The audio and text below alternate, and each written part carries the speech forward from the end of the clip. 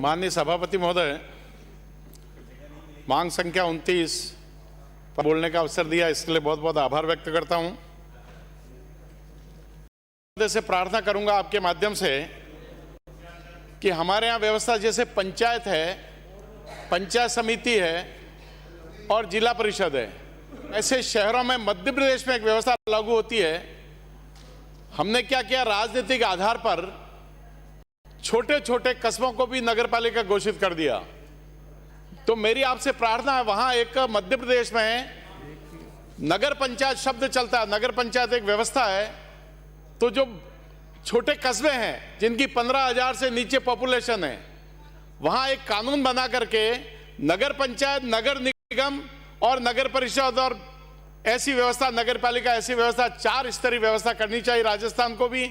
तो राजनीतिक आधार पर जो बार बार नगर पालिकाओं की मांग आती है, वो मांग भी समाप्त हो जाएगी और छोटी नगर पालिका 15,000 से नीचे वो नगर पंचायत उसको घोषित करके हम करें। माननीय मंत्री महोदय ने पिछली बार मुझे कहा था, मेरी विधानसभा मावली में मैंने उनसे निवेदन किया था कि वहां पर आसपास फतेहनगर के कस्बे में आसपास पंचायतें जुड़ गई है, कस्बे से मिल गई है, आपको हाउसिंग बोर्ड की स्कीम की व्यवस्था करवा करके वहां की, तो उन्होंने स्वीकार किया था मैं इसकी सर्वे करूंगा। तो मेरी पुनः आपसे प्रार्थना है कि नगर पंचायत उस फतेहनगर पालिका के आसपास की पंचायतों का सर्वे करके उनको नगर पालिका मिला करके और ऐसी सर्वे करवा के हाउसिंग बोर्ड की कोई व्यवस्था कराएं। अभी ऋषभदेव नगर पालिका की घोषणा की, मेरी आपसे प्रार्थना है, ऋषभदेव कस्बा ये ठीक है, दयाराम जी मंत्री रहे, उनका क्षेत्र है, परंतु राजनीतिक आधार पे भेदभाव करके नहीं, मेरी मावली को भी नगर पालिका घोषित किया जाए, ये मेरी प्रार्थना है।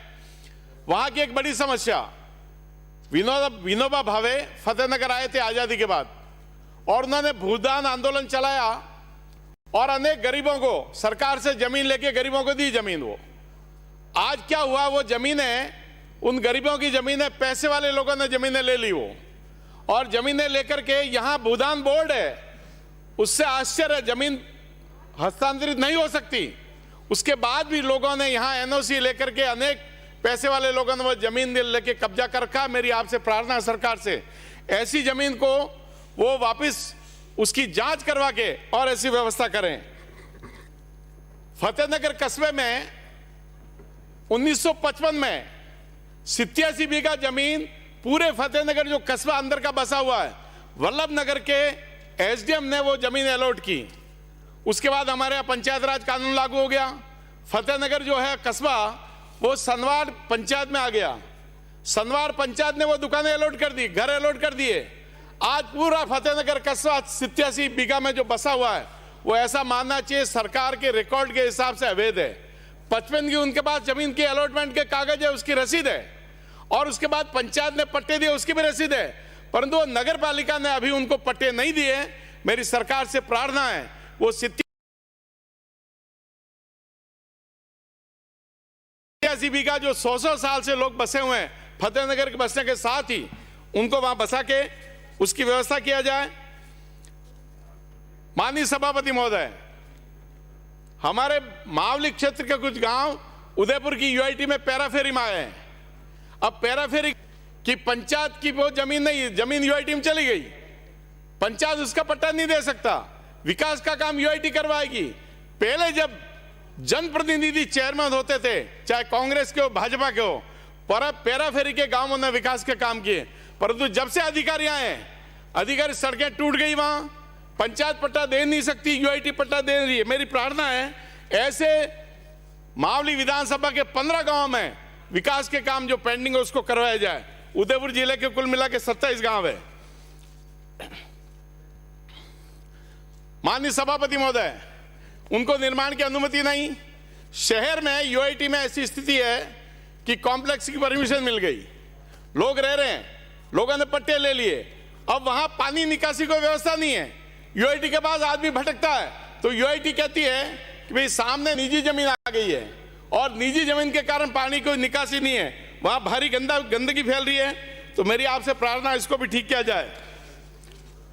माननीय सभापति महोदय, शहर से लगा बेदला कस्बा है जो मावली विधानसभा में आता है, बिल्कुल शहर में ही है। वहां की स्थिति यह है एक पुलिया बनानी है। अभी फोटो आया था अखबार में, राजस्थान पत्रिका में, कि वहां एक व्यक्ति की डेथ हो गई शमशान घाट जाने के लिए, और 3-3 फीट पानी में डेड बॉडी को लेके जा रहे हैं। मैंने अनेक पत्र लिखे यूआईटी को।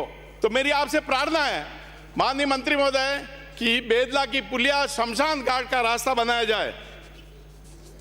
इसी प्रकार हिंदुस्तान जिसे लगा जो हमारी बिछड़ी पंचायत है, वो बारिश में, चंगेड़ी गांव है बिछड़ी पंचायत का, वो बारिश में कट जाता है, शहर से लगा हुआ एरिया। वो भी आपसे मेरी प्रार्थना है, पहले यूआईटी ने रपट बनाई थी, उसकी बजाय नए सिरे से वहां पुलिया का निर्माण कराया जाए।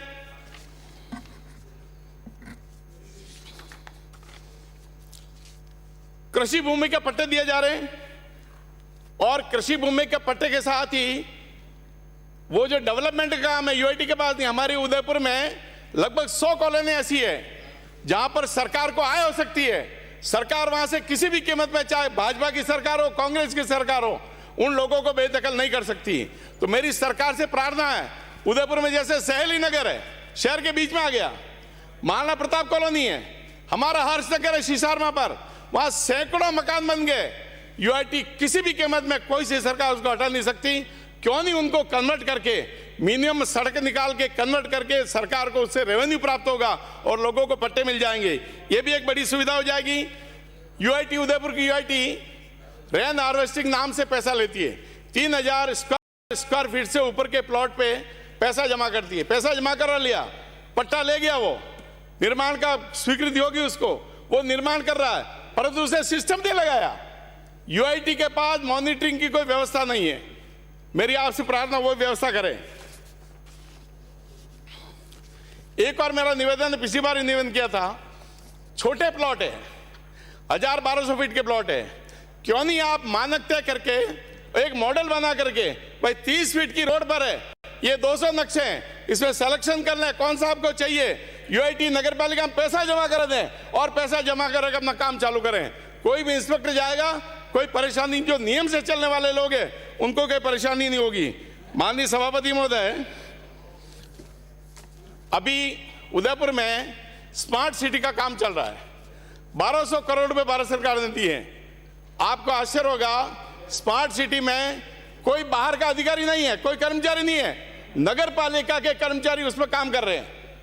और अभी भी लगभग 1.5-2 महीने पहले 2 लाख रुपए एक अधिकारी रिश्वत लेके पकड़ा गया।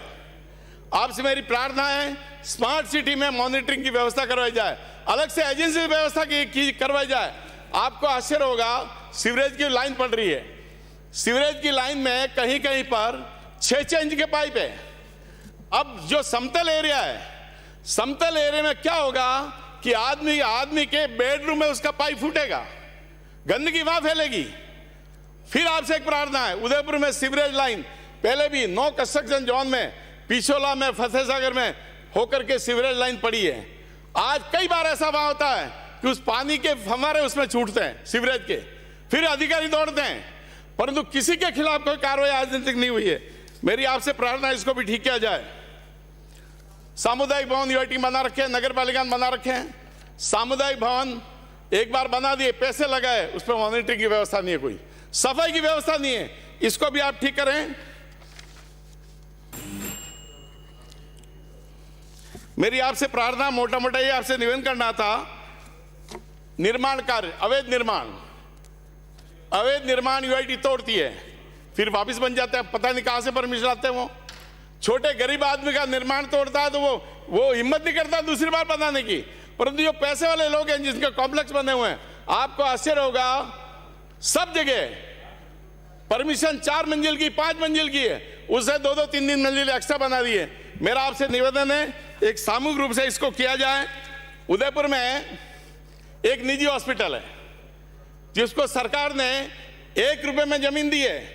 सरकारी जो बंगले हैं शहर के बीच में, सरकारी बंगलों को तोड़ करके उसको जमीन दी। आज वहां लूट मची हुई है, सरकार की कोई मॉनिटरिंग नहीं है। आपसे मेरी प्रार्थना है, इन सब बातों को ध्यान दे करके मॉनिटरिंग करके व्यवस्था को ठीक किया जाए। ये मेरी प्रार्थना। बहुत बहुत धन्यवाद, नमस्कार। माननीय